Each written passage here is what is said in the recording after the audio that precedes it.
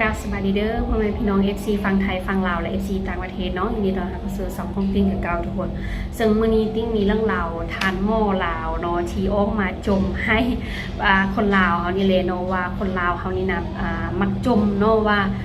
โฮหม้อลาวนี่บ่ได้คุณภาพเครื่องมือบ่ทันสมัยปิ่นหัวก็บ่ดีขนาดทุกคนเนาะซึ่งหม้อเพิ่นก็บ่พอใจออกมาจมเนาะว่าสาเหตุที่เพิ่นจมแล้วก็เป็นหยังเพิ่นจึงจมหาทุกคนติ้งมีคลิปนึงเนาะเอาไปเบิ่งรับชมคลิปพร้อมกันก่อนค่อยเห็นคนป่วยจุ่มให้ห้องหมอลาวเขาว่าห้องหมอลาวเขานี่เครื่องมือโบทันสมัยไปปัวอยู่ไทยดีกว่าเครื่องมือเขาเจ้าทันสมัยนู่นนั่นนี่เนาะอันนี้บ่ได้หมายความว่าเป็นหมดทุกคนเหมารวมทุกคนเดิมมีบางคนเนาะที่มักเว้าให้ห้องหมอลาวเขาเนาะว่าเครื่องมือโบทันสมัยจังซันจังสิเนาะแล้วมื้อนี้ค่อยสิมาเว้าให้ฟังเด้อถ้าหากเขาฮู้ว่าเครื่องมืออยู่ในห้องหมอลาวเขาบ่ทันสมัยนี่นะเวลาที่เขาเฮ็ดบุญเนี่ยเขาอย่าไปเฮ็ดบุญอยู่วัดเพียงอย่างเดียวให้เขาเฮ็ดบุญอยู่ในห้องหมอแน่เวลาไปวัดไปวาเนี่ยไปถวายเงินให้พระให้ครูบาอาจารย์สร้างวัดสร้างวาเป็น10-20 ล้านเป็น100 ล้านเขายังเฮ็ดได้แต่ว่าได้หมายความว่าไปเฮ็ดวัดเฮ็ดวาอารามเนี่ยบ่ดีนะมันดีเพราะว่ามันเป็นที่พึ่งทางใจและก็เป็นสิ่งหนึ่งที่ช่วยเฮ็ดให้เฮาเนี่ยสบายจิตสบายใจและก็ได้นับถือกราบไหว้ครูบาอาจารย์อยู่วัดนับถือทางพระพุทธศาสนาของลาวเฮานี่แหละเพราะว่าเฮาเป็นศาสนาพุทธเด้แต่ให้เฮาคิดว่าเวลาเฮาป่วยเฮาบ่ได้ไปนอนอยู่วัดเฮาไปนอนอยู่โรงหมอฉะนั้นเวลาเฮาไปเฮ็ดบุญเนี่ยให้เฮาเอาเงินไปสมทบทุนเพิ่นไปบริจาคให้เพิ่นไปซื้อเครื่องมือมาไว้เวลาเฮาป่วยเฮาเจ็บเนี่ยเขาจึงได้ไปได้นำไส้เครื่องมือที่ทันสมัยหรือว่าคนทั่วประเทศลาวเนี่ยเวลาเขาเจ้าเจ็บเขาเจ้าป่วยเขาเจ้ามาไส้บริการอยู่ในห้องหมอเครื่องมือที่เขาไปส่งพบนะเพื่อนซื้อมาทุกคนได้มาปิ่นปัวก็ถือว่าเขาได้บุญแล้วเนาะอย่าจมหลายคันว่าเขาจมหลายนะเจ้าบ่ช่วยอย่างได้เลยมันก็บ่เป็นการดีฉะนั้นเขากะสมทบทุนให้เพื่อนแน่บ่แม่นว่าจะไปสมทบทุนอยู่แต่วัดเวลาจะตายแล้วแม่นไปปัวอยู่ห้องหมอบัดปัวดีแล้วไปแก้บุญแก้บาปอยู่วัดอันนี้คิดผิดที่สุดเลยมัดบ่ได้ปัวเจ้าท่านหมอเป็นคนปิ่นปัวนะ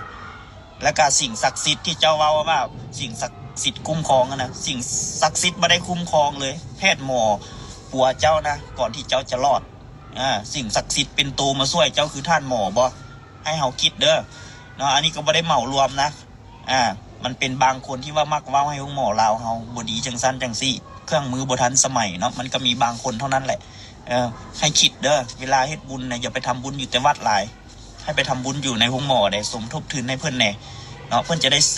ซื้อเครื่องมือมาใช้ที่เครื่องมือที่ทันสมัยนะเข้าใจเนาะ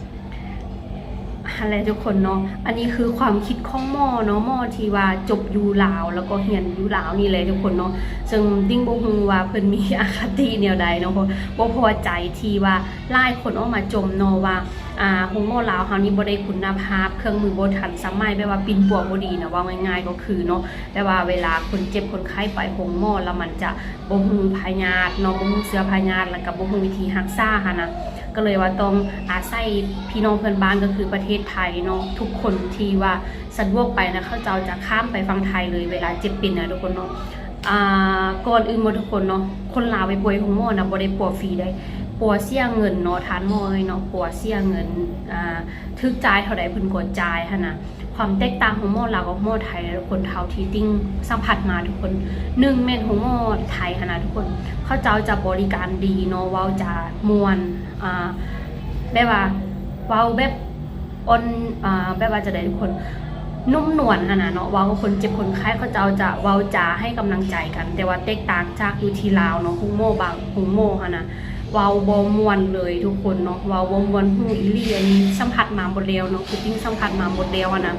แล้วอีกอย่างแม่นฮุงโมไทยแม่นเขาเจ้าไปปุ๊บนะเขาเจ้าจะฮู้เสื้อพยาธิเลยกวดนะใช้เวลาบ่โดนเนาะจะฮู้เสื้อพยาธิถ้าว่าเป็นหยังเขาเจ้าก็จะบอกเลยเนาะว่าเฮารับได้บอกว่ารับได้เขาเจ้าจะปิ่นปัวก่อนจึงห้ามเงินเนาะทุกคนเนาะแต่ว่าโรงหมอลาวเฮานี่บ่แม่นแบบนั้นเนาะทุกคนเนาะซึ่งอันนี้คือ ติ้งสัมผัสมาแล้วคือพอของติ้งเองเนาะพอของติ้งเจ็บตั้งตอนติ้งอายุ13 ปีทุกคนเนาะพอติ้งเจ็บนะอยู่ห้องหมอลาวนะนอนเป็น2-3 อาทิตย์บ่ฮู้สาเหตุเนาะฮู้แต่ว่าปอดอักเสบแล้วก็ใส่น้ำเกลือขนาดทุกคนใส่น้ำเกลือทุกมือแบบว่ามือนึงจะเป็น2 ทุ่ม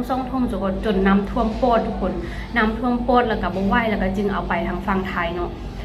ทำอิฐนี่บ่ฮู้เนาะบ่ฮู้ก็เลยว่ามาฟังลาวก่อนนะป่วยอยู่ลาวก่อนเนาะจนแบบว่าเบิ่งพอจนบ่ไหวแล้วเนาะเอาไปฟังไทยทุกคนเอื้อยติ้งกับอายติ้งแล้วก็แม่ติ้งเนาะเอาพอติ้งไปแล้วก็ไปกวนแล้วก็ให้หมอเพิ่นเอิ้นเข้าไปเนาะว่าให้ทำใจดีๆเนาะเพราะว่าพอติ้งหั่นเป็นเชื้อมะเร็งแล้วหั่นน่ะปอดหั่นมะเร็งหั่นน่ะกินปอดหั่นน่ะไปหมดครึ่งนึงแล้วหั่นน่ะเนาะแต่ว่าอยู่ฝั่งลาวหั่นบ่ได้บอกเนาะเพราะว่าแม่ของติ้งของติ้งก็เจาะจีมถ้าหมอเนาะว่าถ้าว่าเป็นเสื้อแบบใดก็ให้บอกเนาะให้เหือนหับได้นะแต่เขาเจ้าว่าบ่แม่นเนาะมันอักเสบปอดซื่อๆนะแต่ว่าไปฟังไทยเขาเจ้าบอกแต่ก็แม่นความจริงเนาะพอติ้งเป็นมะเร็งแต่ว่าตอนนี้พอติ้งก็เสียไปแล้วทุกคนเนาะเสียตั้งแต่ติ้งอายุ13 ปีจนเดี๋ยวนี้ติ้งก็26-27 ปีแล้วนะทุกคนเนาะก็โดนส้มขวัญอันนี้คือเฮ็ดให้เห็นเลยเนาะถ้าว่าเจ็บเป็นขนาดอย่านิ่งดูได้ทุกคนถ้าว่าเป็นไปได้ถ้าไปกวดอยู่ฝั่งไทยฮู้อาการฮู้สาเหตุเลยเนาะเพิ่นจะบอกเลยนะทุกคนเนาะแล้วอีกอย่างการบริการก็ดีว่าจ้าฮู้ม่วนคือที่หมอเพิ่นจมมาบ่พอใจว่าโรงหมอบ่พัฒนาหรือว่าเครื่องมือบ่ทันสมัยเป็นอย่างคนลาวเฮานะบ่เอาเงินที่ว่าไปทำบุญนะเปลี่ยนจากการทำบุญอยู่วัดเนาะไปเป็นการทำบุญอยู่ที่โรงหมอเพิ่นว่า